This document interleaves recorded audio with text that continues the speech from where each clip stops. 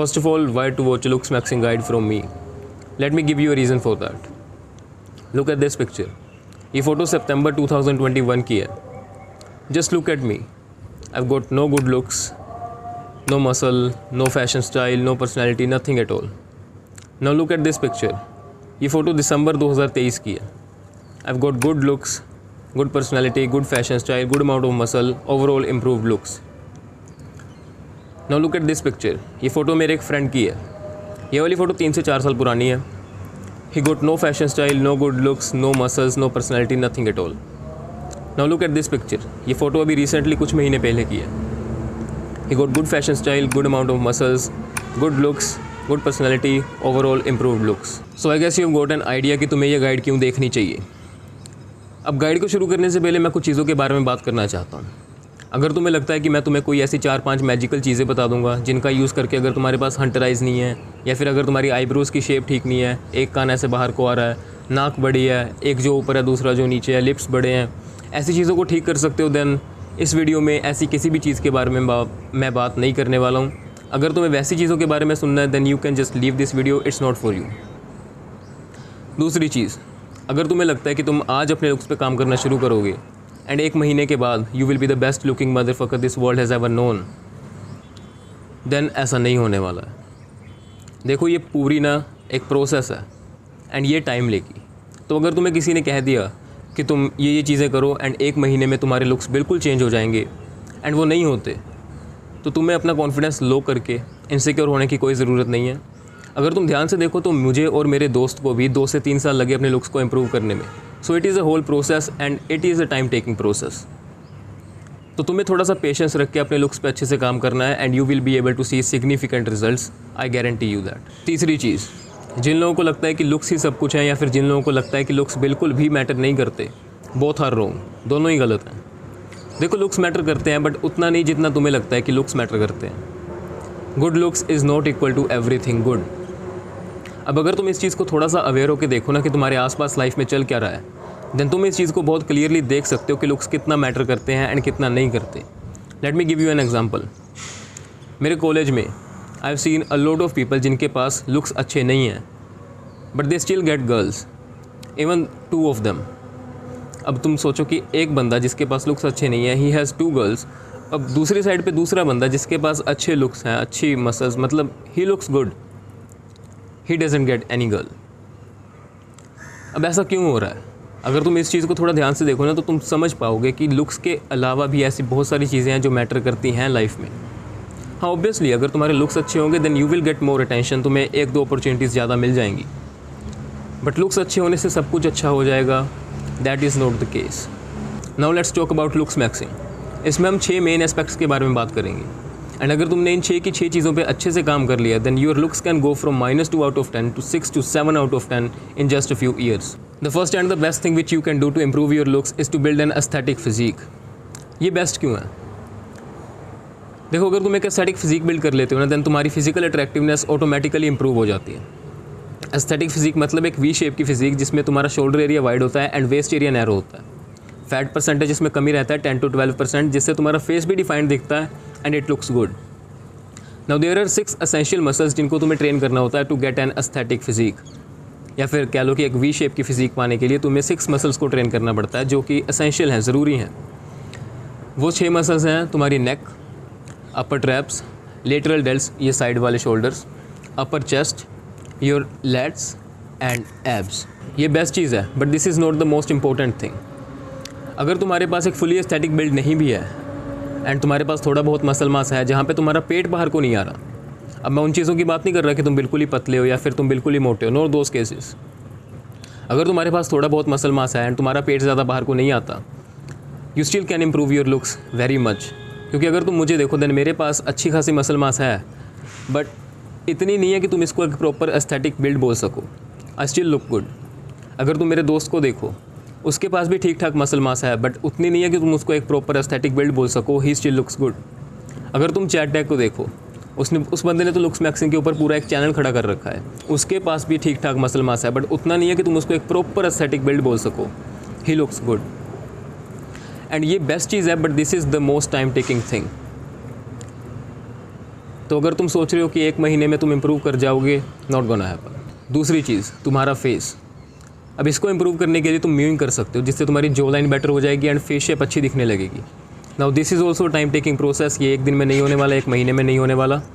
So you have to be patient with this too. अब mewing होती क्या है, अगर तुम्हें नहीं पता तो मैं तुम्हें शॉर्ट में समझा देता हूँ कि म्यूइंग क्या होती है। बहुत सारे लोग पता है क्या करते हैं कि अपने मुंह से सांस लेते हैं, मुंह खुला होता है, जीभ नीचे को होती है एंड मुंह से सांस ले रहे होते हैं लाइक दिस। एंड तुम्हें क्या करना है कि तुम्हें बस अपनी जीभ को अपने अपर पैलेट पे टच करना है, मुंह के अपर पैलेट पे ऐसे टच करना है एंड अपने मुंह को बंद रख के नाक से सांस लेनी है। अपने मुंह में कहीं पे भी कैसी भी फोर्स नहीं अप्लाई करनी, दांतों से तुम्हारी जीभ टच नहीं होनी चाहिए। This is all mowing. इसके अलावा तुम्हें कोई भी गाइड देखने की ज़रूरत नहीं है। This is the simplest way you can understand what mowing is. And मैं तुम्हें रेकमेंड नहीं करूँगा कि तुम किसी भी फेशियल प्रोडक्ट को यूज़ करो, क्योंकि मैं पर्सनली उन्हें यूज़ नहीं करता। केमिकल्स वगैरह होते हैं, so I don't like using them that much. कभी कभी तुम कर सकते हो, इतनी कोई बड़ी बात नहीं है। मैं खुद यूज़ नहीं करता तो मैं भी रेकमेंड नहीं कर रहा हूँ। एंड अगर तुम्हारे एक्ने वगैरह की प्रॉब्लम है, देन 2 से 3 चीज़ें तुम कर सकते हो जिनसे तुम्हारी एक्ने की प्रॉब्लम भी ठीक हो सकती है very easily without using any expensive products and all. अपनी डाइट को क्लीन रखो, बाहर का खाना बंद कर दो, फालतू का गंद खाना बंद कर दो, ऑयली खाना बंद कर दो, मिल्क प्रोडक्ट्स यूज़ करने कम कर दो, उनसे भी एक्ने ज़्यादा होते हैं। एंड पानी ज़्यादा पियो, शुगर वाला खाना मतलब मीठा ज़्यादा बंद कर दो। These are the changes you can do in your diet, जिससे तुम्हारे एक्ने इंप्रूव हो सकते हैं। एंड इसके लिए भी तुम्हें फालतू की कोई क्रीम्स वगैरह यूज़ करने की ज़रूरत नहीं है। You just improve your diet, अच्छे से पानी पियो, हाइड्रेटेड रहो एंड तुम्हारे एक्ने भी ठीक हो जाएंगे।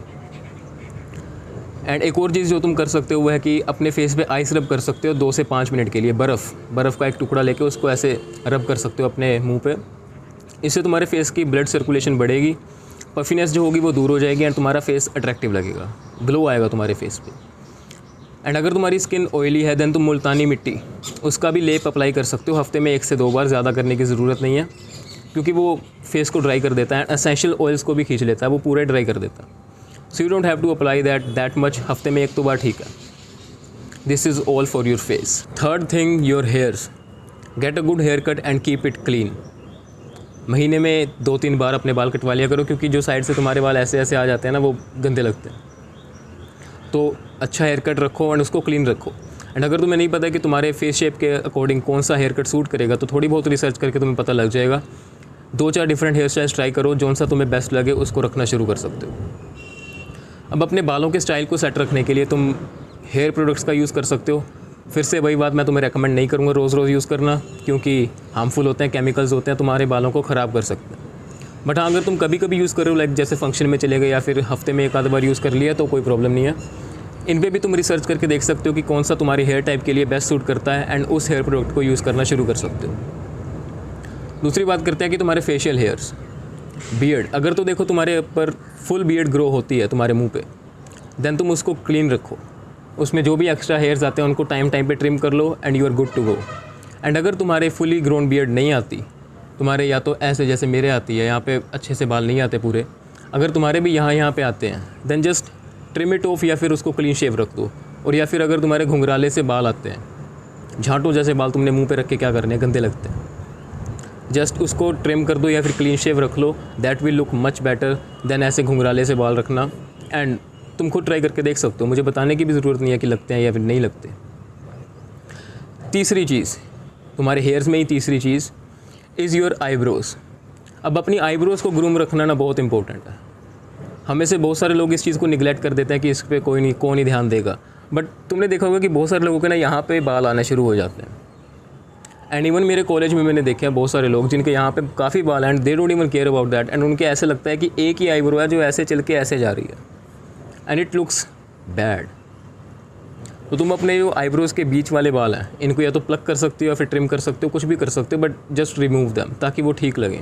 एंड जो एक्स्ट्रा के बाल आ जाते हैं उनको भी तुम सही कर सकते हो एंड इससे तुम्हारी आईब्रोज़ ग्रूम्ड लगेंगी। बस हो गया तुम्हारे बालों वाला सेक्शन ख़त्म।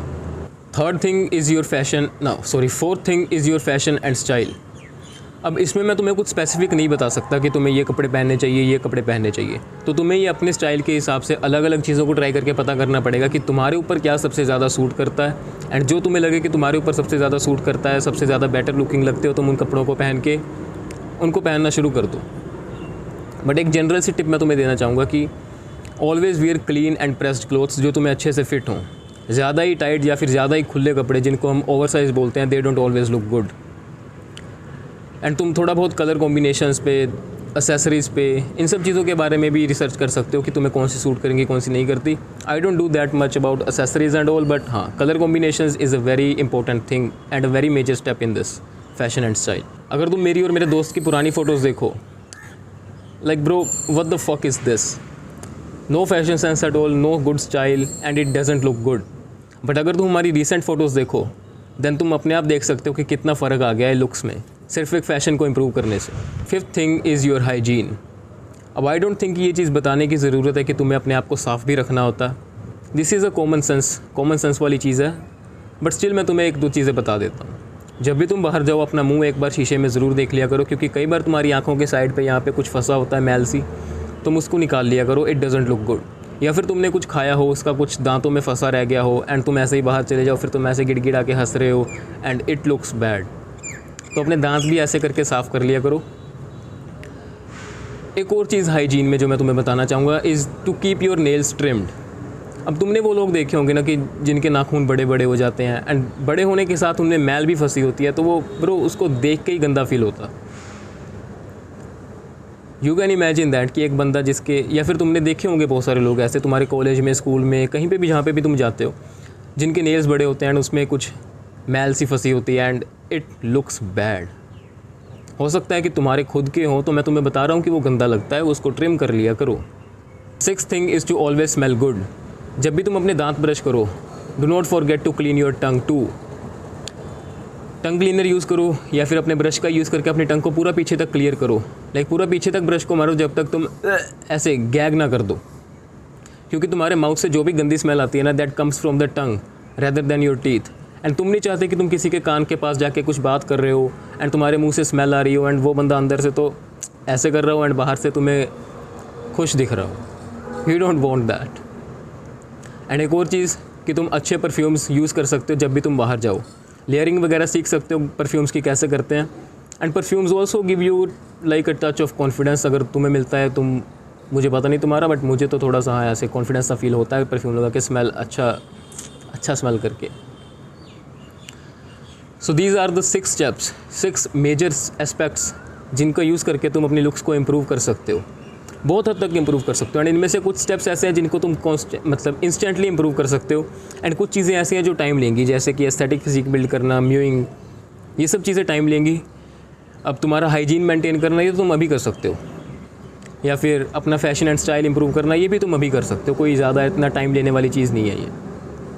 स्मेल गुड करने के लिए परफ्यूम वगैरह लेने, वो भी तुम ले सकते हो, they are not the time taking things. The main जो 2 चीज़ें हैं जो ज़्यादा टाइम लेंगी वो हैं म्यूइंग एंड एक एस्थेटिक फिजिक बिल्ड करना, एंड उनका रिटर्न ऑन इन्वेस्टमेंट सबसे ज़्यादा है। Their ROI is the highest, and उन पे जो टाइम लगेगा वो भी हाईएस्ट।